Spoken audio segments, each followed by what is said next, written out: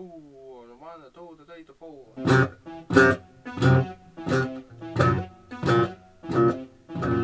I can't sleep, I can't sleep, I can't sleep, I can't sleep. Have you tried melatonin? I can't sleep. Have you tried Benadryl? I can't sleep. Have you tried Valium? I can't sleep.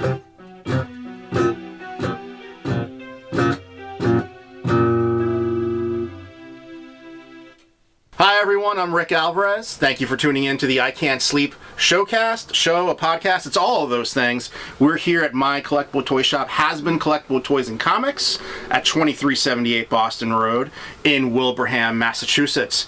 Trevor's outside. Let's bring him in. We'll give him a little tour of the shop. Trevor! Hi. Welcome. Come on in. Thank you for being here today. Of course. Alright, so immediately when you come in, you get hit with the claustrophobia effect. Oh yeah. Alright, so everything's just piled all the way up high. Alright, this tends to be the Star Wars corner, Power Rangers, and our wrestlers. And of course, above the wrestlers, we're going to have our ponies, our Berenstain Bears, our Care Bears, and other sweet nonsense like that. Alright, our Monster High stuff. Of course, right across from Monster High is our Godzilla collection.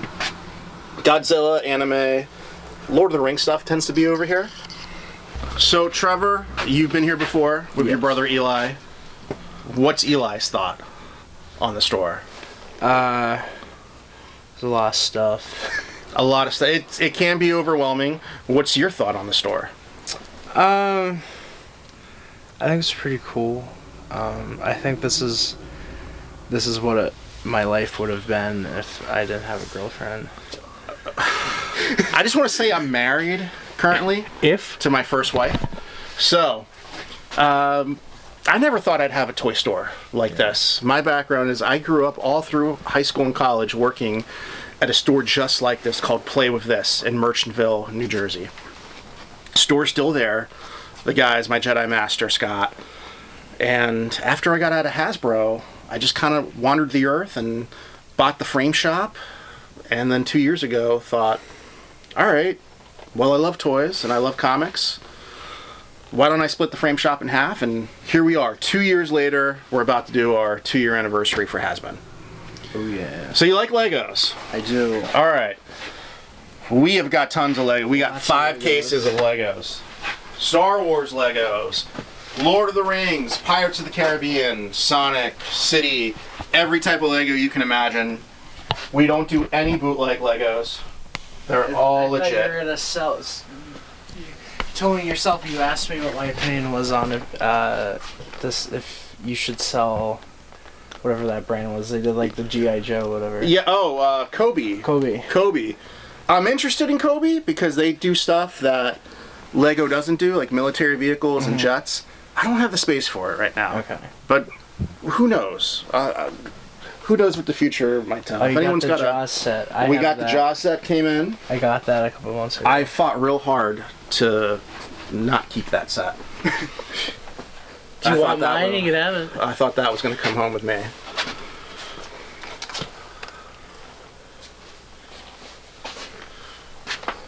Old Lego, new Lego. We've got Legos going back to the 70s here. I'm kind of amazed about how much different things have come in here. Not just Legos, but sealed Shogun Warrior cases, Iron Man first appearance, sealed Transformers have come in here. I had a whole collection of sealed Superpowers come through here. I thought this whole thing was going to be like $200-300 extra in my pocket a week, and that the frame shop is still my main hustle. And 2 years later, I can tell you, this does 3 times more than the frame shop. So the frame shop, which you have to train at and apprentice and really know what you're doing, because everything's made by hand, that's my side hustle now. This is the big deal. Is that the Godzilla? No, alien egg. I thought that was a Godzilla egg. So the story with this alien egg, this was made by NECA. But I think the story is that this was made from the same molds they used to make the eggs in the James Cameron Aliens film. Nice. Same with the face hugger. I don't know if that's true. It sounds like it's true. I want it to be true because that's one of my favorite movies. In fact, I name all my pets after characters from Aliens. So I've had Bishop's no longer with us, but I have my cat Hudson and my dog Ripley. And of course, Transformers.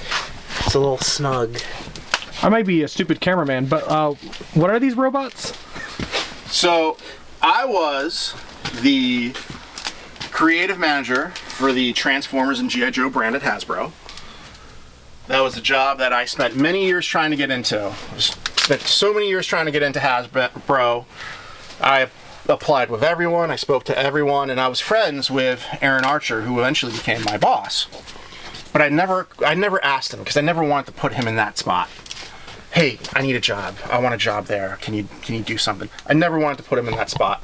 So I was living a life as a car rental manager for an undisclosed company.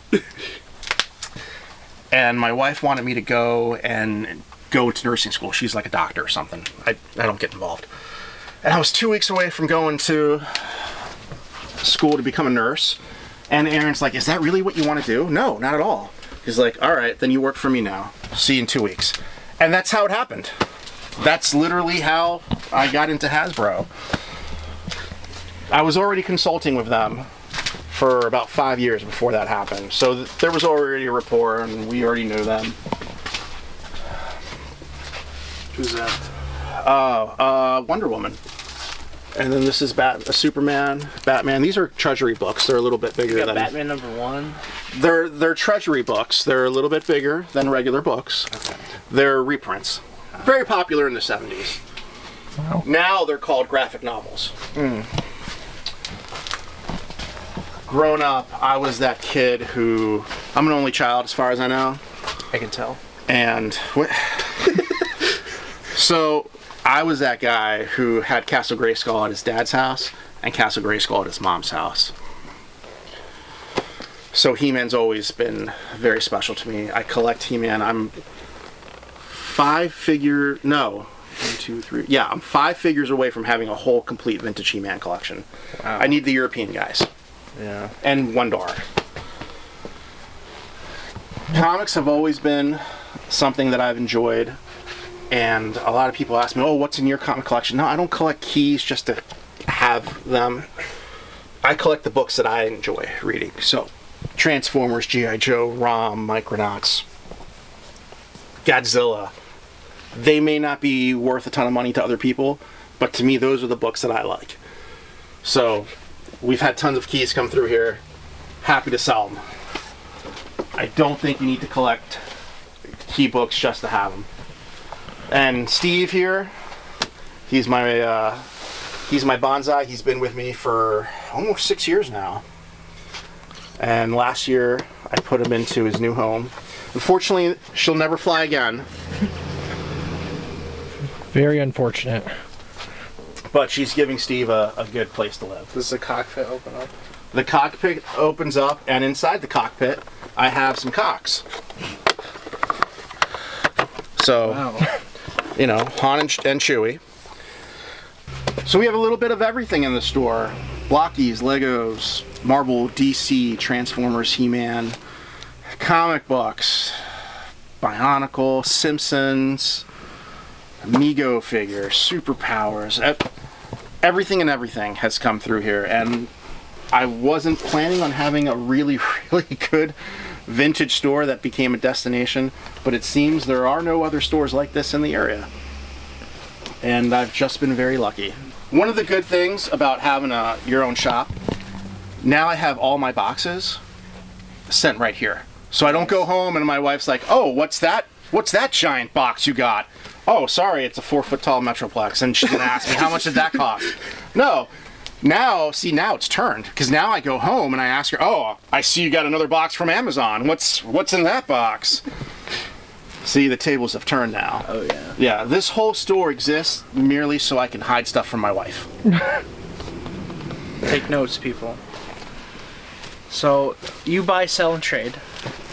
Every day someone comes in with something to trade or sell. What has been, like, the worst or weirdest trade-in you've had brought in? It was my second day open.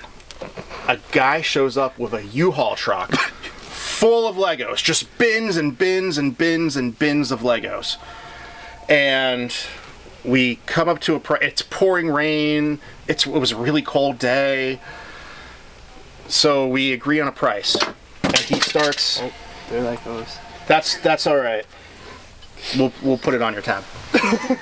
So this guy starts bringing in all these tubs. And I'm standing there counting all this money. I think we agreed on like $2,700. Wow. And I look over, and I counted $1,000, and I gave him $1,000. I'm like, all right, here's 1,000. And I'm starting to count, and I look over, and something catches my eye, and I'm like, what's that Lego set? Because I'd never seen it before. Mm-hmm. So I opened the tub up, and it looked like someone took the instructions from the Ghostbusters car and made a 1959 Cadillac out of it. I'm like, that's not a real set. Did somebody make this? And he was being kind of dodgy with his answers. And I start looking at him like, these aren't even Lego tires. So he had put Legos on the tops of the bins. But underneath was all Chinese bootleg garbage. Chinesium. So it taught me a very important lesson to never take anyone for their word and examine every single item. Wow. That comes in. So I said, no thank you, I'm not selling bootlegs in my store. He's like, well, you gave me $1,000. No problem.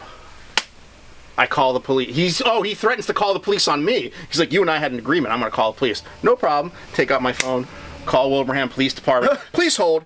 And they put me on hold. He starts to get a little sweaty. He gives me the money and he's like, fine, just keep them, I'm leaving. Like, no. You get all this stuff out of here and then leave, or I'm calling the cops.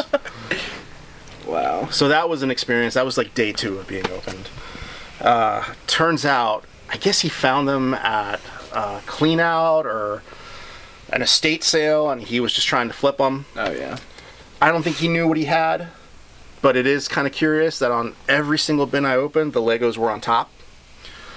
So he might have been trying to pull a fast one on me. Luckily, I caught it. It taught me a lesson. Definitely the worst customer interaction I've had in 2 years. Second day open. What was the name of your bonsai? Oh, Steve. Steve, okay. Steven with a PH, technically. But, yeah, Steve. In post, you're gonna put there's gonna be like sparkling. Steve's gonna be like sparkling right now. Yeah, look at that. Look how sparkly Steve is, by the way, everyone. Look at that. The blurry Steve. Oh my God, did you hear that Bing sound? It just went pew. You know, that's what stars sound like. Hello, everyone. Welcome to episode 3 of the I Can't Sleep show. We got starred today, Rik, who is owner of... I'm the owner. My name's Rik Alvarez. I'm the owner and proprietor of Has Been Collectible Toys and Comics in Wilbraham, Massachusetts. Yes, and to start off, questions. I found it really interesting. I just need to know, how has been ambidextrous changed your life? Is that a true fact? Well, I think I was a lefty who was made to be a righty. So when I grew up in South America, everyone used their right hand. Yeah. So I was told to draw and write. So I can do certain things, like I can hold my coffee cup with my left and my right. Whoa. Yeah. That's wild. It's crazy. Has being ambidextrous benefited your masturbation? I didn't know it was going to be that type of show, but I mean, I'll take a mulligan on that one. All right, cool. So, do you want to start with softball or hardball questions? Now I'm kind of nervous. We'll start with the plugs. How's that? Has Been Collectible Toys and Comics. This is we've been here for 2 years in Wilbraham, Massachusetts. And I'll give you a little bit of background on me. So I was the creative manager for G.I. Joe and Transformers at Hasbro. I was part of the team that was in charge of coming up mostly with story. So we would put together storyboards and pitch movies and shows. I would look over all the scripts, make sure they were toyetic or Joe or TF-etic enough. Make sure that Optimus doesn't say things that he shouldn't say. And that was a great experience. I used to be someone, and then I got booked at a TF con, and some online troll wrote, "Oh, Rick Alvarez, that guy doesn't work there anymore. He's a has-been." And I said, "Yes, Now you're has-been. that's going to be the name of my store, Has-been." That's that name right there. So, introduction set,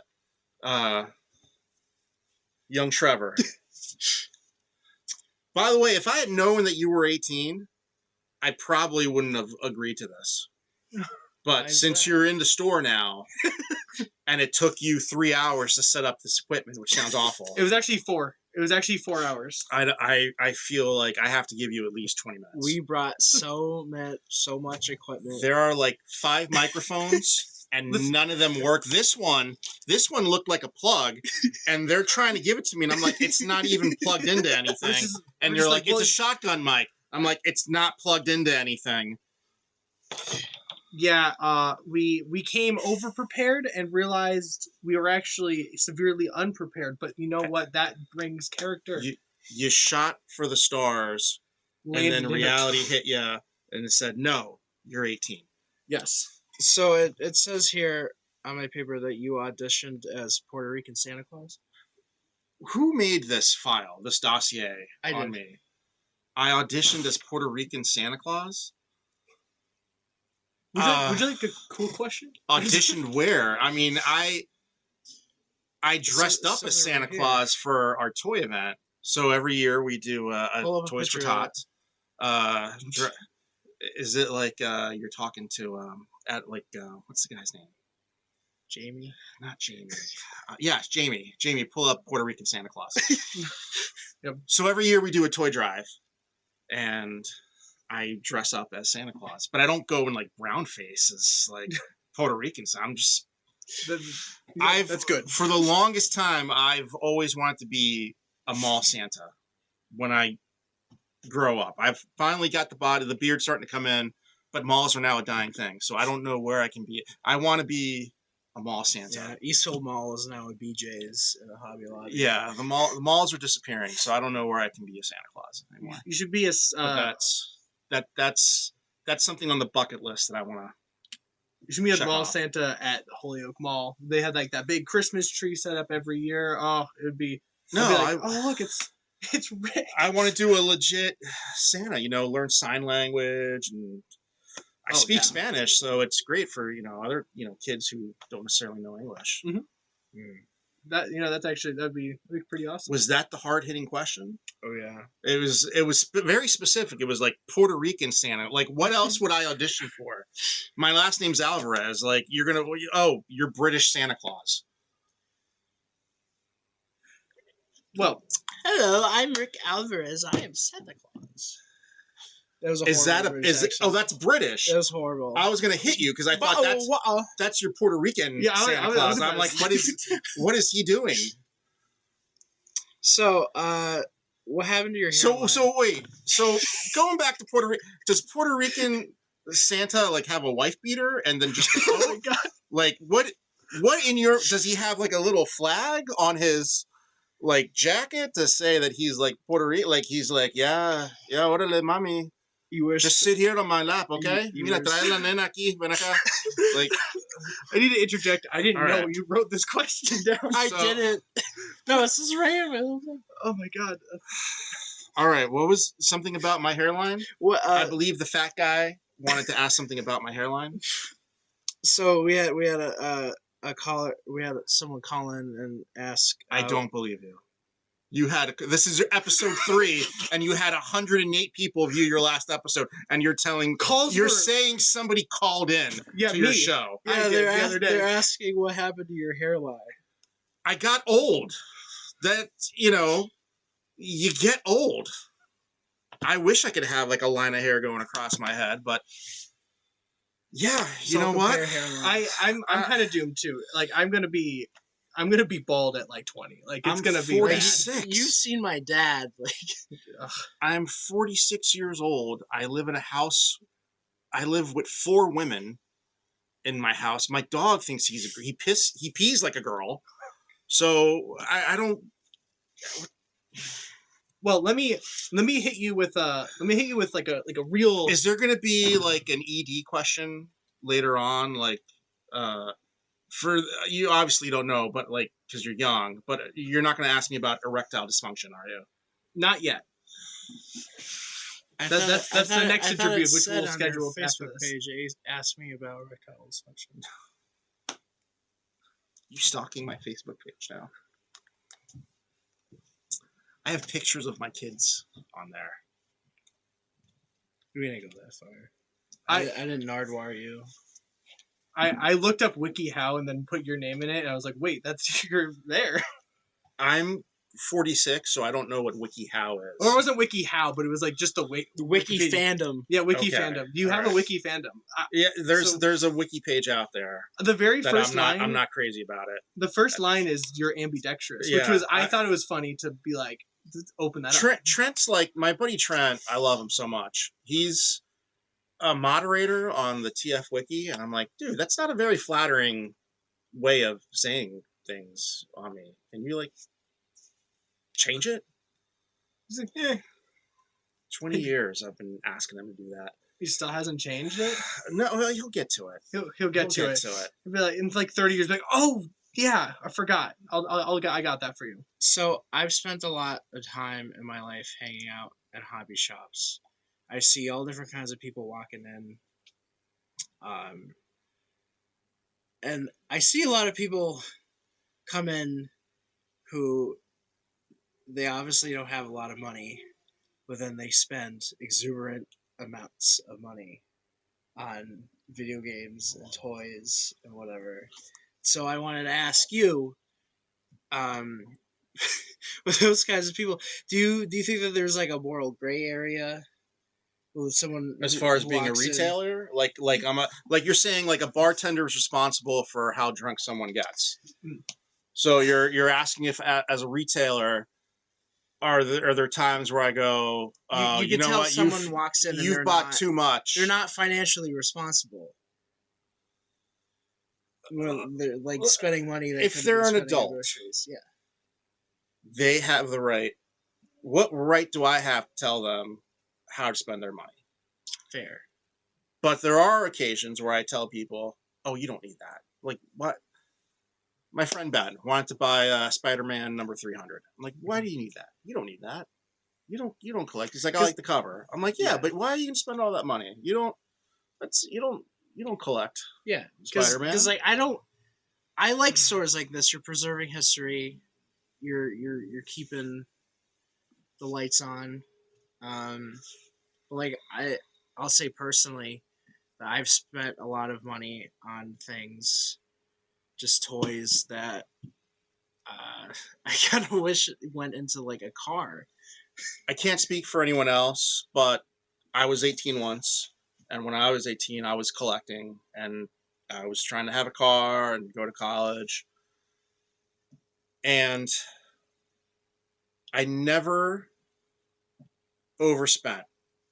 I never bought a toy and could not pay a bill later on.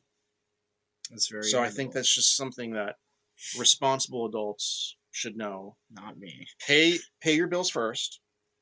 Your credit card, your student loan, buy your books, your food, baby diapers, car insurance, and then your disposable income. That's up to you how you want to spend it.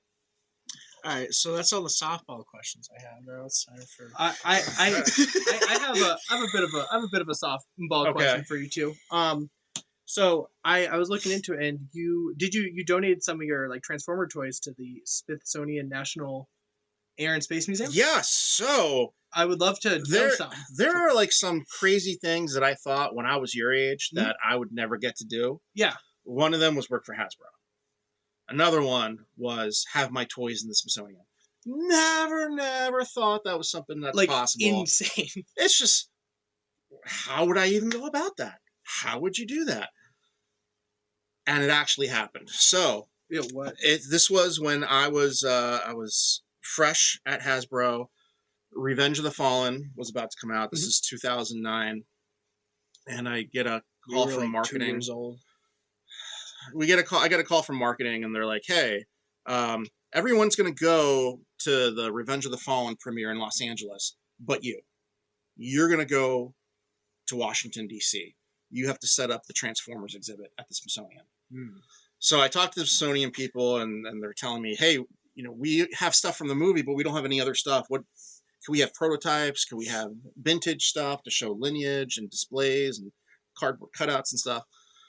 So it's not like working at Hasbro, you just have that stuff laying around. Mhm. So you can't just go into a warehouse and say, "All right, here's a 1984 Optimus Prime. All right, send it off."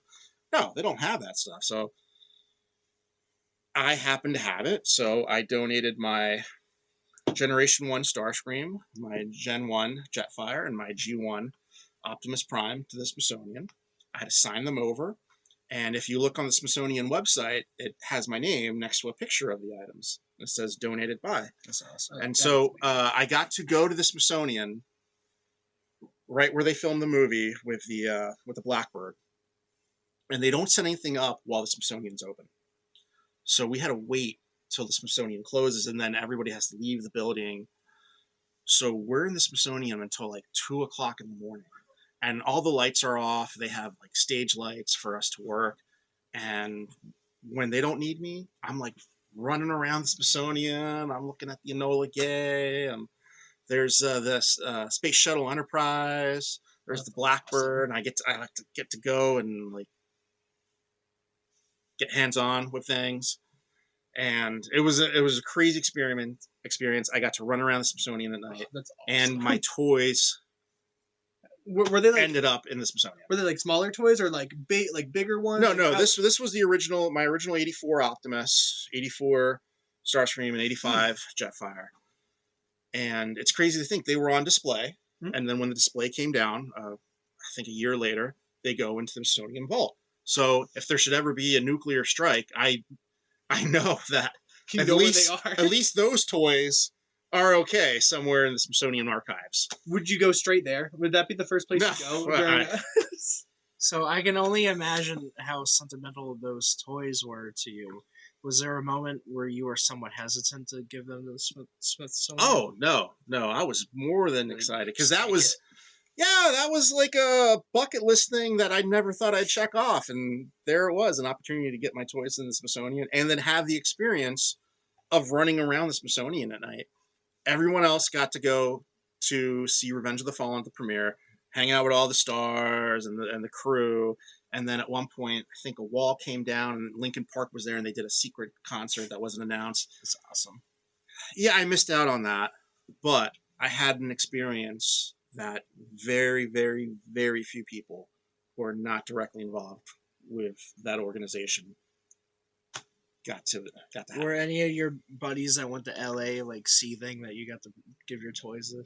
No, nobody. No. I was told at Hasbro, Rick, the problem with you is that you care. Nobody cared. They all wanted to go see the movie. Yeah, they wanted to go and enjoy the movie. I was happy to be the guy behind the scenes and have an experience that nobody else got to have. It's awesome.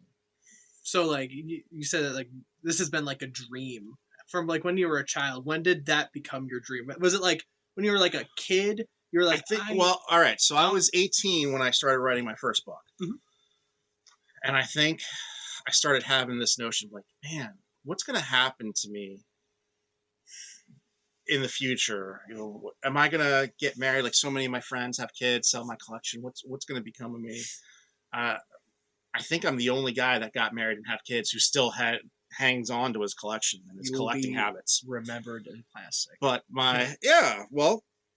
I started thinking, I'd love to have my collection go to the Smithsonian.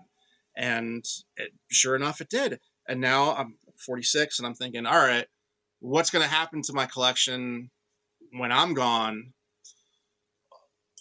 And now I have this crazy idea that I want to open my own museum and have my toy collection, my Transformers, be the main exhibit. And then other exhibits would rotate on a monthly basis. February is He-Man and Ninja Turtles month. March is CGC Comics and Lego month, but the Transformers are always there, and there's so much Transformer stuff that you can rotate out. Like, hey, this is Unicron trilogy for the first 3 months of the year, and it's all alternators and Masterpiece for the next 3 months, and then it's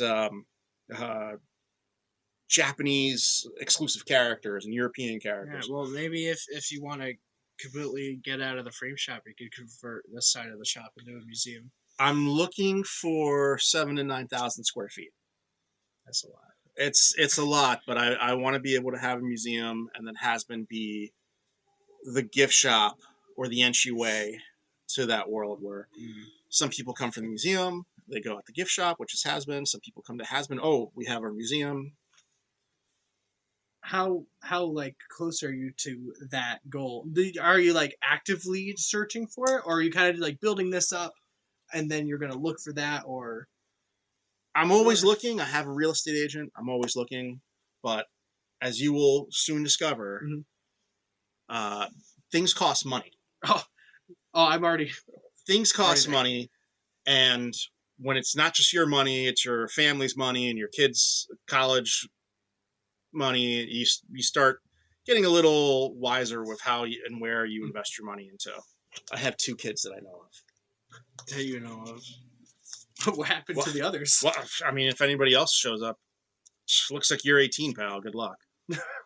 Who'd you vote for? All right. Bleep.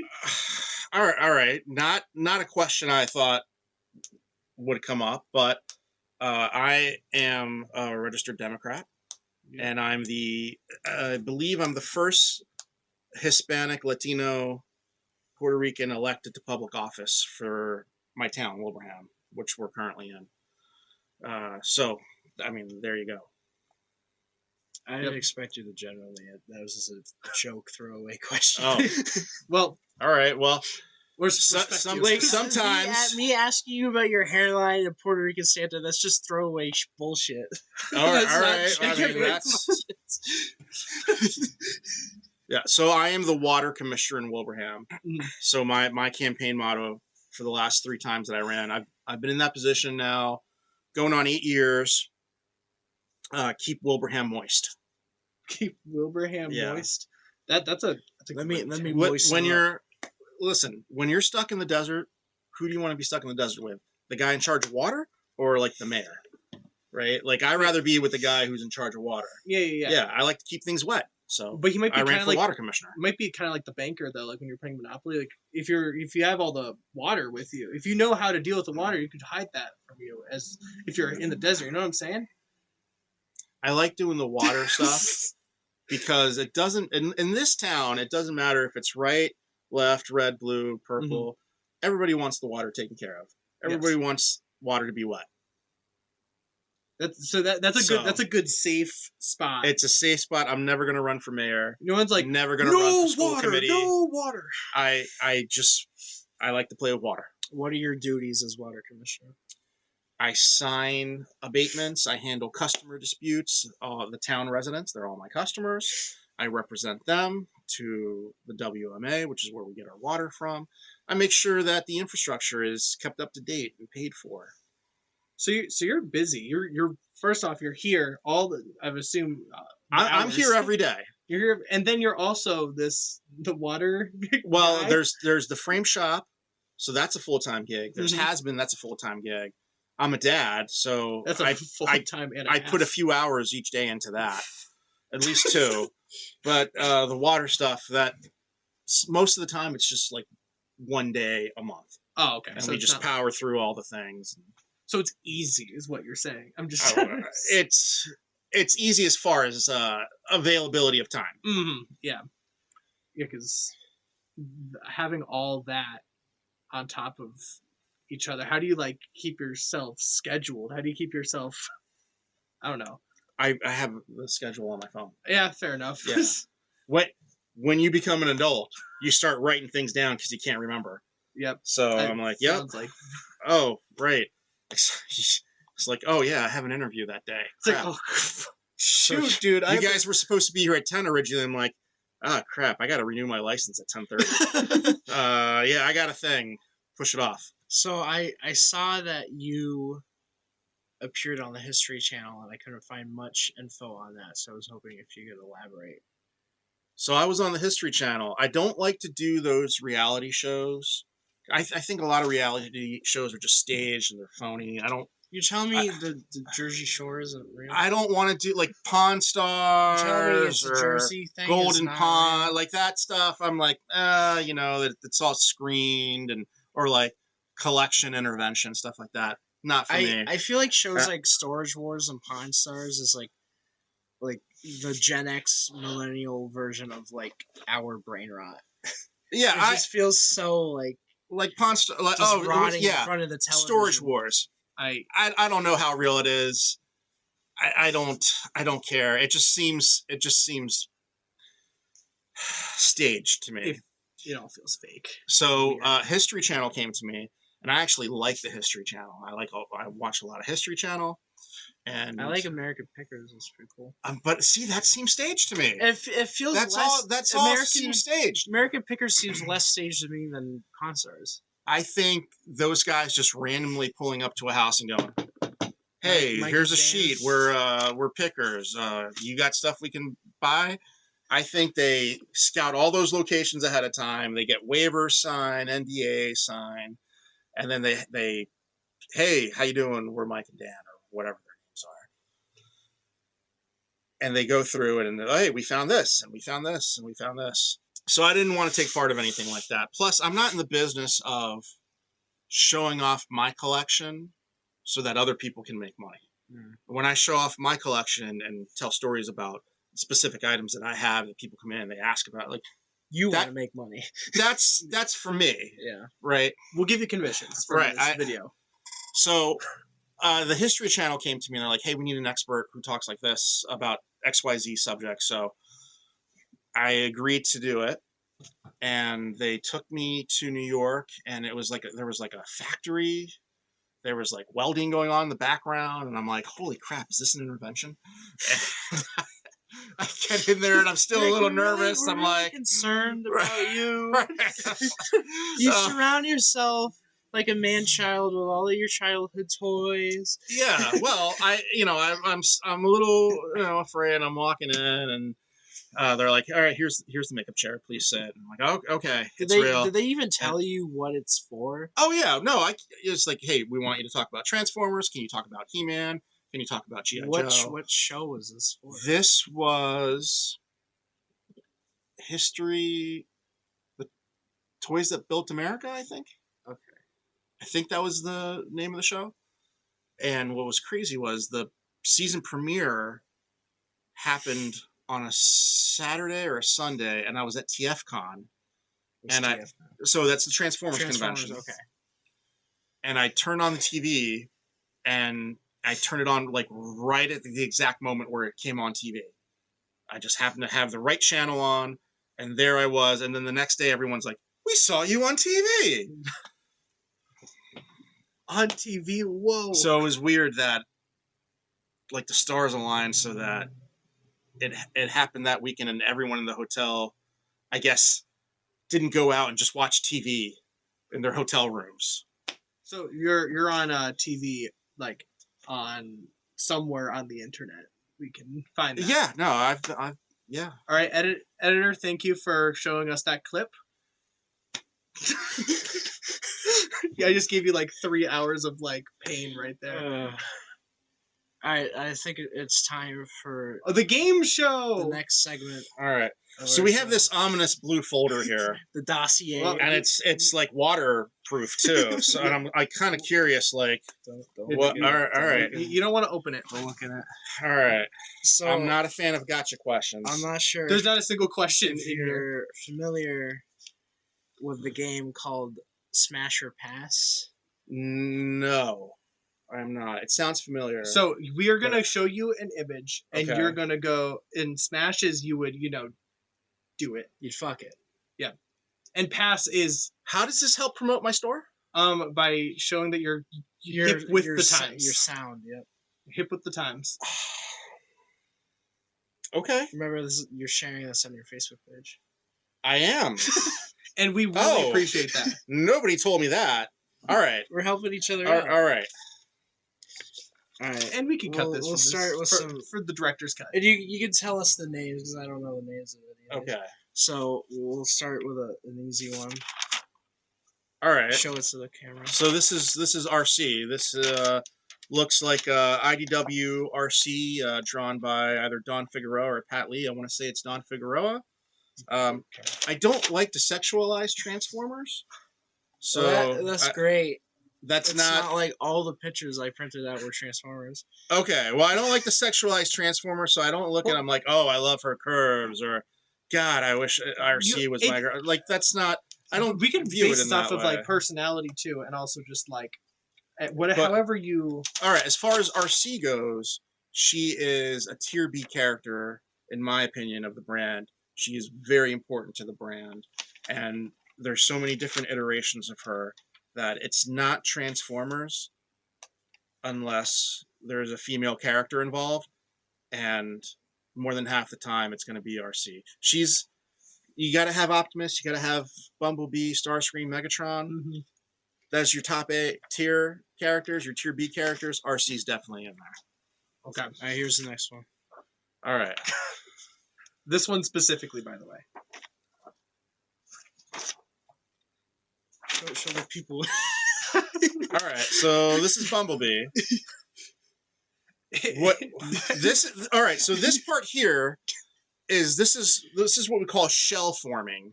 All right, for those, do you guys know what shell forming is? No, A shell former.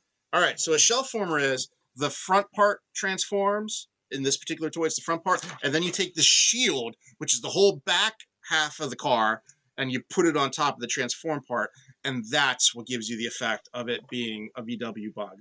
I think I had that exact toy. Now that I'm like looking at it, I had this exact one years ago. So that, yeah, I'm not a fan of shell formers. I like it when the bot mode expresses the vehicle mode entirely. I don't like it when you have to take a whole piece and put it to make a chest or a head or make it into the vehicle mode. All right, now we're gonna get into the big leagues now. All right. Yep. These are. All right. Don't mind that half of them are colored, half of them are. You didn't say smash or pass on either of So, those. this is clearly Thundercracker. Drop that. And Thundercracker is my favorite Transformer. And the reason I know it's Thundercracker, it's because Thundercracker is my favorite Transformer. Under the Starscream. This is Thundercracker. You can't tell because it's black and white. All right. But Thundercracker is one of my favorite Transformers because in the comic books, in the IDW series of comic books, Thundercracker has a huge character arc, which is amazing. He goes from being a dreaded seeker who follows orders, destroys things, to being a guy who wants to be a part of humanity despite him being a giant robot from space. And he becomes an author, and he writes a screenplay. I want to write a screenplay. Did you base your life off of Thundercracker? No, but I saw a lot of similarities where he wanted to write and I want to write, and he doesn't quite get human interaction. And I kind of feel maybe that's a little bit of me in my younger days, where the way Thundercracker writes is human male expresses love through vocalization. That's how he'll write it. And then he actually wins the Oscar in the comic books because he writes a screenplay.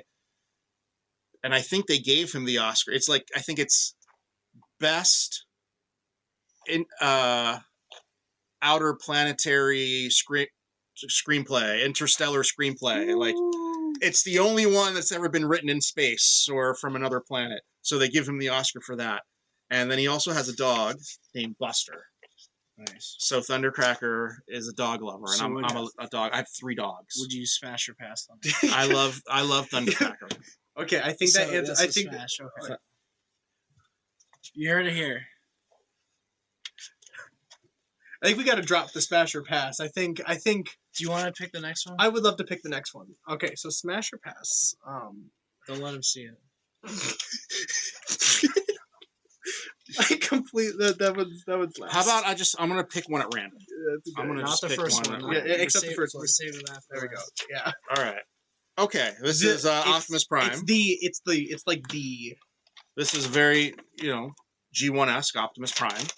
Optimus Prime is my favorite Transformer. I think Optimus Prime is my spirit animal. That's why I have a giant 8-foot-tall Optimus Prime statue outside my... You can't see it, but there's also just like a giant poster right there. Optimus Yeah, Prime. I love Optimus Prime. He is the brand. He is the most important character in the brand. He is Captain America. He's better than Captain America because he's more human than any human out there. You know how Data in Star Trek: The Next Generation is more human than a human, even though he's an artificial person. Optimus Prime is like that. He sees us. He's someone from the outside who's looking at humanity and says they need help, they need protection from Decepticons and from themselves, and we have that power to help them. Therefore, we should never forsake them. We should help them. We should protect them. And we will fight for them no matter the cost. Right, cool. And that's why Optimus Prime is one of my heroes. Let him pick. I'm going to take Optimus Prime as a smash, though. Yes. You were okay, that's just the same image. This one? Oh. So this is a movie toy. I believe this is a Rise of the Beast toy that was modeled you kind of after a canceled Transformers Prime toy. I think that was what this is from. So I think this was supposed to be a Transformers Prime toy that got never came out, got repurposed as a Rise of the Beast Optimus. I'm very much of the belief that Transformers generally can have different silhouettes as far as their alt mode. As long as the robot mode, the silhouette, and the colors are there, even if Optimus does turn into a bread box with wheels on it, it's still Optimus. Like a garbage truck or something. Yeah, it's a bread box. Found the worst one. I just googled Transformers toys and found that. Yeah, it's a bread box. I thought it would be funny if I asked you if you'd fuck it. So and all right, should we just go with the one because there's not really any. There's a few more left. Well, there's one. I do like talking about the different Transformers. It's actually it's very impressive how much you. I had no idea Optimus what that Prime. was. So Optimus Prime to me, he can't be a tank. Okay. He shouldn't be a tank. He can't be a jet. He shouldn't be a jet. He should be definitely a heavy vehicle, big wheels, diesel, or electric. Electric's good. There's nothing wrong with electric. Are there electric adaptations? But not a pre. I mean, they run on Energon. So, but yeah, it doesn't matter necessarily whether he was a fire truck or a Mack truck or Peterbilt. The silhouette is the same, and the essence of the character has to come through whatever vehicle it is. All right, so we'll say smash on that. I got those vibes off, dude. The whole time. Okay. All right, next up. All right, this I assume is someone who's 18 plus. Yes. In this costume. This is a Transformers 1 Elita 1 costume. For Ruby's Halloween. From where? Ruby's Halloween costumes. It's a Ruby's Halloween costume. All right, this is Elita 1, precog from Transformers 1. I think that's a man underneath there. Look at the hands. I don't know. Yeah, I think that's a man. Yeah, just because there's pink sneakers, I don't. You look at it; those are very heavy hands. But you know what? Transformers are for everyone. You can be a guy and like the female characters. You can be a girl and like the male characters. You're not defined by what gender character you enjoy. Like whatever characters you want. That's right. All right, so this is the collect what you want. We're in the final stretch. This is the second to last one. Okay. So pass on that. You're gonna the head's too big. Okay. The head's too big. We're not a fan of that costume. Here's the next one. Back when I was a kid, our costumes were just like a plastic apron and like a rubber band around a mask that had big black holes for you to look at, and you couldn't breathe in it. And then 20 minutes into trick or treating, the rubber band would break. Yep. All right. This is Buckethead Megatron. Have you heard Buckethead before? The band. That's So all I know. Buckethead. The musician? Old guys like me call him Buckethead because he looks like he wears a bucket on his Okay. head. I thought you were talking All about right. the And Buckethead. this is an early animation Megatron because of the big eyebrows, the big unibrow, which were adjusted later on. So, is Megatron supposed to be a gun when he transforms? Megatron has that ability where he can be a gun, a tank, a jet. I'm not a fan of the flying Megatron. I'm more of a fan of Megatron being a tank. Because when I think of Megatron, I don't think of nimble flying vehicle. I think of heavy tank. Exactly, Definitely yeah. a tank. All right, you got to remember the history of Transformers. They took all these different toy lines and they put them together to make a brand in the early 80s. And Megatron, what's the most dangerous thing in the world is a gun. So they made the gun the leader, and that became Megatron. Nice. And things change. They have to update. Whether you call it mass shifting, where a big robot becomes a little thing, you could still do that. It's not as exciting to me, but I do like the idea that Megatron does have a cannon arm. That's important to me. Megatron has an amazing character arc. He's the most dreaded thing in the universe. Then he has to change a heart in the comics. He becomes an Autobot in principle, and then at the end of the story, he accepts his fate, whether he goes off to be judged at the end of the story, and whether he's executed or whether his spark is removed from his body in perpetuity. He accepts his fate, and you never find out exactly what happens to him. And I love the fact that someone so evil and so destructive can have a moment where they say, for the betterment of my people, I need to change, not physically, emotionally. All right. Very deep character. Here's the last one.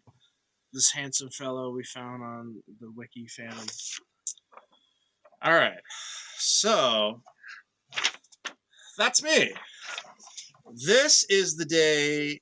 This was BotCon in California. I want to say it was 2008. Might have been 2009. So that was the day Guillermo del Toro came to the convention. So his daughter was a really big fan of Transformers. And I think she was between 11 and 14 at the time. And this picture was taken 2 seconds after I met him. So I get this phone call saying, hey, Guillermo del Toro, and this was back when he was directing the Hobbit movie. Mm-hmm. He's like, hey, Guillermo del Toro is going to be there in 10 minutes. You need to go and greet him at the door and bring him in. So, all right, cool. I speak Spanish. I go up to him. I talk to him in Spanish. Super tall guy. And he was very nice, really nice guy. And his daughter loved animated. Mm-hmm. And she loved Blitzwing. So my boss at Hasbro, Aaron Archer, I think he was asking her, what's your favorite? And she said Blitzwing, but I don't have them. So he went over, unlocked the case, took out Blitzwing, gave it to her. And I was really happy in that picture because I love Guillermo del Toro. He's an amazing director.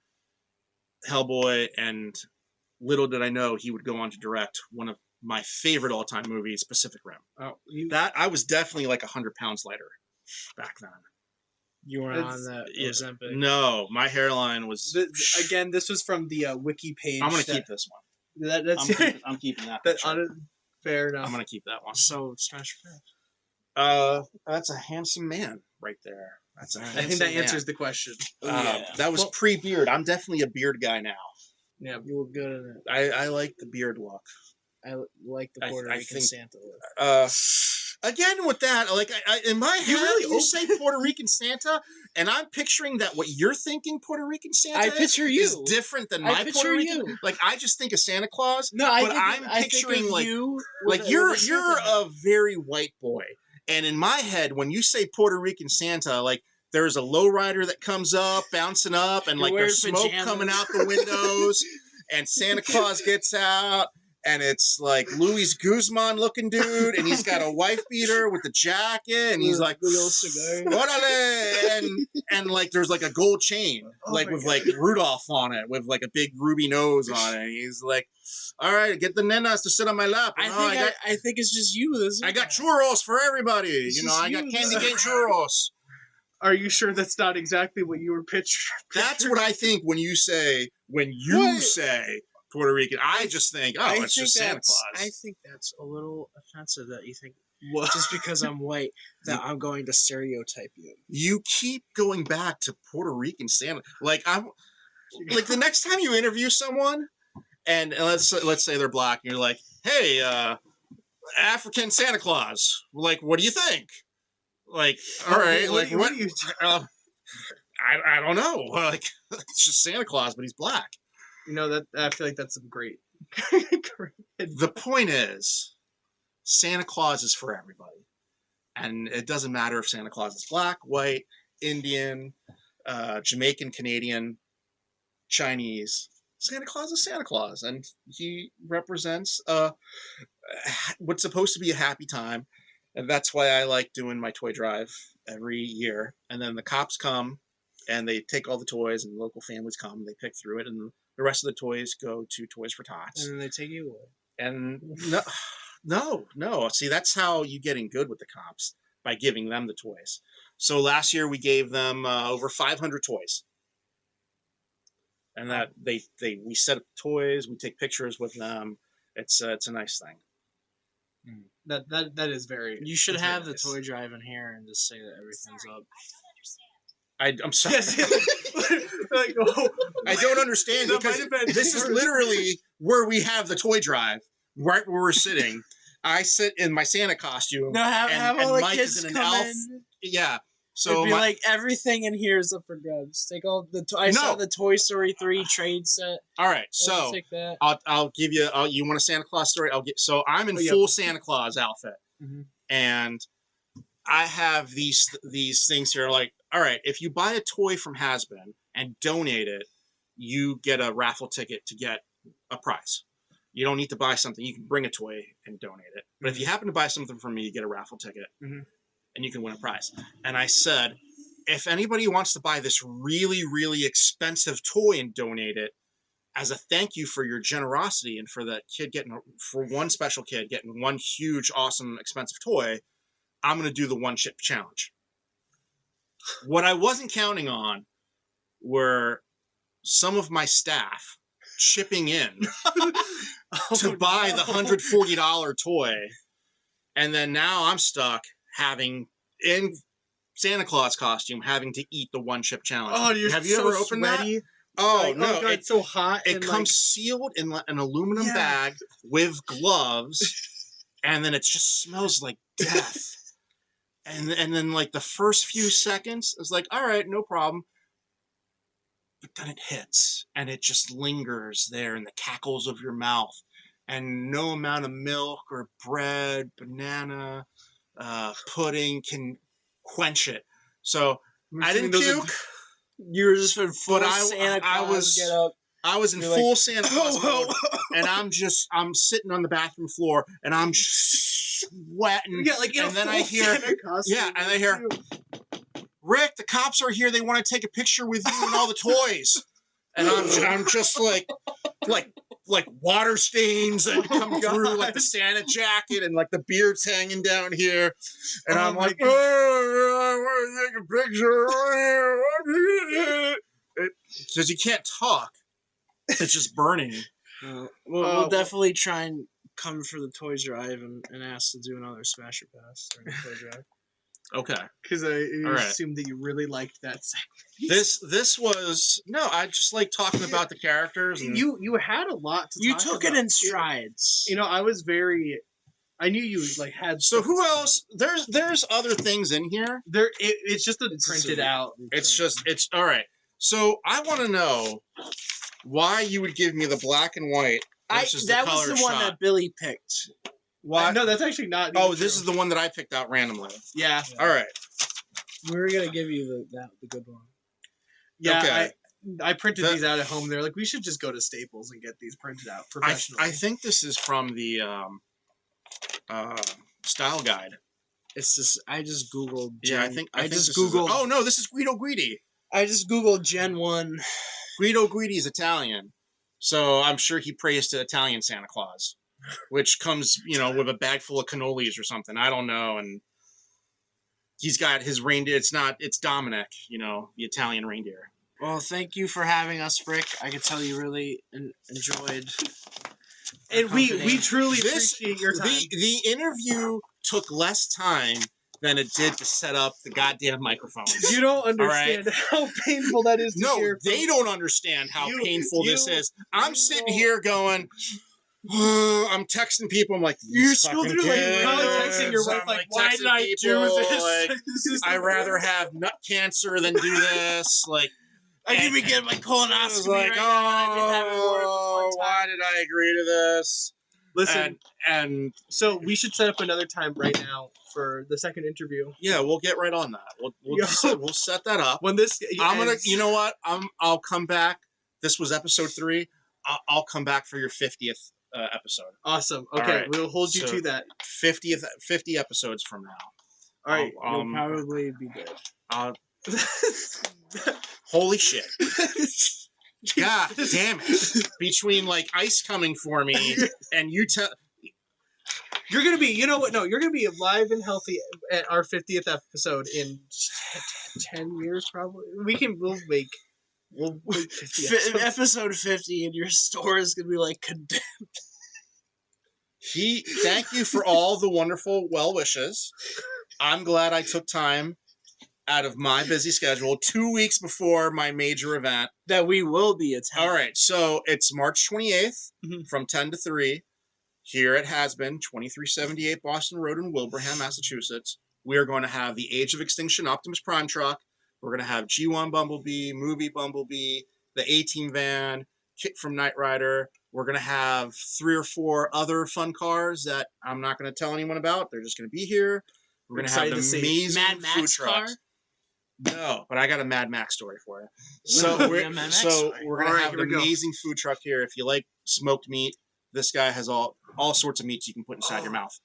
I love meats in my I got a Mad Max story. So the Mad Max story is when we were pitching Age of Extinction to Michael Bay, all the concept art we did was a Mad Max car. It was Lockdown, but it was Mad Max car, all of it. And I don't know at what point he decided that he didn't like the Mad Max car. The V8 Interceptor. Right. That's his personal car. So he just took his car that he would drive to set every day, and that became Michael Lockdown. Bay? Yeah. That's how that car became Lockdown. That was his personal car. But we had pitched everything as being Mad Max style. He takes pieces from Ratchet and he puts a saw blade on his arm, and at the end of the movie, Optimus uses Ratchet's blade to saw Lockdown's face in half. And at one point, Lockdown was he was one of the Decepticons that survived the Battle of Chicago in Part 3. And he was the leader of the remnants of the Decepticons. They were called the Lords of Deception. And I had this, so I forget who came up with, they were living in a cave, and there's some concept art of them in a cave. And I said, all right, here's the cave entrance. Put the heads of Skids and Mudflap hanging from the entrance. And every time they would leave the entrance, they like tap it. They like tap the heads. They're like, all right, we're going on a mission. They tap the heads. And Oil Slick was one of the characters that I had pitched. Motorcycle scientist, very Mr. Freeze-like. He's got the dome on his head. If you take the dome off, he corrodes or something. Mm-hmm. He would make cosmic rust type stuff. Mm-hmm. And then it just became Lockdown as this Lamborghini. And all that just changed. So no, I mean, I never watched those movies, so I assume none of that happened. Good job doing your research on me, by the way.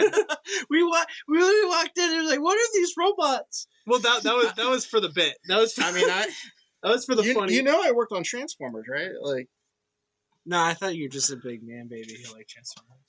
I Never grew up. Yeah, no. That again. I That's think why it's- I the think it's- store is I called Has Been. I think it's a bit mix of both. It depends who you ask. If you ask my current wife, then yes, I'm a child.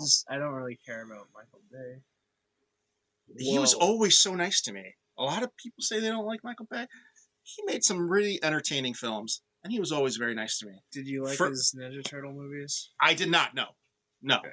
no. You don't like the Ninja Turtle I do not like the Ninja Turtle movies. But the first time I met Michael Bay,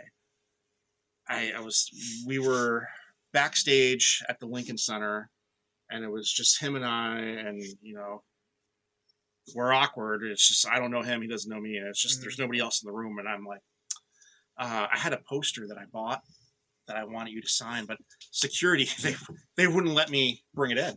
He's like, what? No. So he goes over and he goes to the wall, and there's this 6-foot tall poster of the movie. He takes the push pins out, rolls it up, signs it, rolls it all the way up. He's like, that's for you. I'm like, awesome, man. Thank you. I would have probably died. I've been like, He was really cool to me.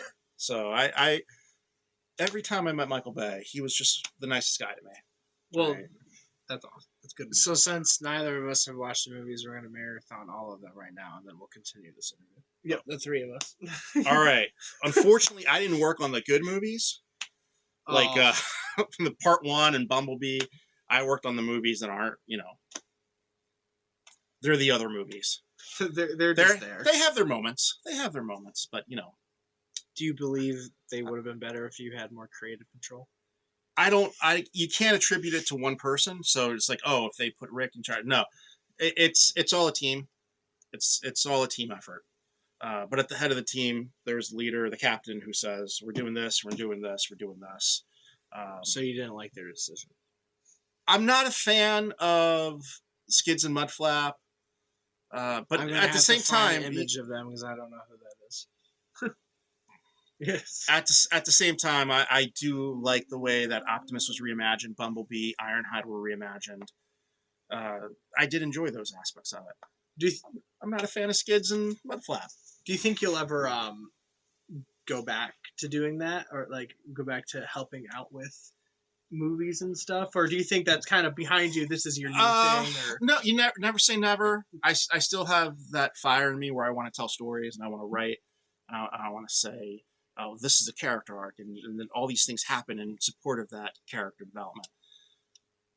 But I'm in Massachusetts, and all that stuff happens in California and New York to a degree, and I'm not there. I'm here, and I'm more laser focused on my little section, how I can make Has Been work for me. But if you get called, it's like, we're making a team, and you're like, You son of a bitch! I'm in. Do you think they'll take you back after they fired you with the COVID budget cuts? I didn't get fired due to COVID budget cuts. It was budget cuts. So that was like 12 years ago. That was 12 years. That was 12 years long before edit that COVID. out. Long before COVID. I'm a great journalist. Yeah, good job doing your research. Good job. I was already framing ChatGPT, when who is ready? yeah, I was already framing when COVID hit. So what were these budget cuts? Well, every company goes through points where they have to make their stockholders happy, and one day 1,700 people get let go, and another day So 700 you people said get let go, and 12 years ago, so this is 2014. then It's 2026. 2014, 2013. Yeah, that's. I can't remember the exact year I left. Was your 20 hairline a little more forward? It was, yeah. I was a little thinner too. You're gonna get diabetes. It's hereditary of both sides of my family. I hope you lose a foot. I wouldn't help you in this situation, but you did call him bald like 3 separate times. I'm just coping because I know it's going to happen to me. I over hope the you next, lose like, a foot 15 and a years. hand on the same fucking side too. I don't care that you told me not to curse. Yeah, like I curse a lot. I don't care what you do. yeah, the things you've said already. Did you want to moon the camera? No, not on. Again, I thought you said you wanted it's to. stuff that Patreon. I want to. When I do special stuff like that, it's because I'm gonna make some money off of it. Yeah. All right. We'll benefit off of each other. This will go on your Facebook. And Why we'll do promote you each want- other. You Why keep do you talking want about that? putting it on my Facebook page. Like, you could have your own Facebook page, right? Like, I do. all right. But you have more of an audience, so you can put it on there. Hey, Dory, it's I gonna did go an on- interview. Watch it. Go to the story. I will share it. I'll share it. Awesome. I'll put it out Yeah. there. Heck yeah. So if I didn't have this camera with all this pressure, would you still say yes? Nobody forces me to do anything I don't want to do, baby. So, Now that Noted. is a good answer. That is a good answer. I look. You know what? I was 18 once. Somebody helped me out. Sure, I can help you out. It We doesn't cost me appreciate anything it, to share a Rick. link. Doesn't hurt me to share a link. No. We were gonna ask though. We kind of need some gas money. $20 each. You know. Get what the I'm fuck saying? out.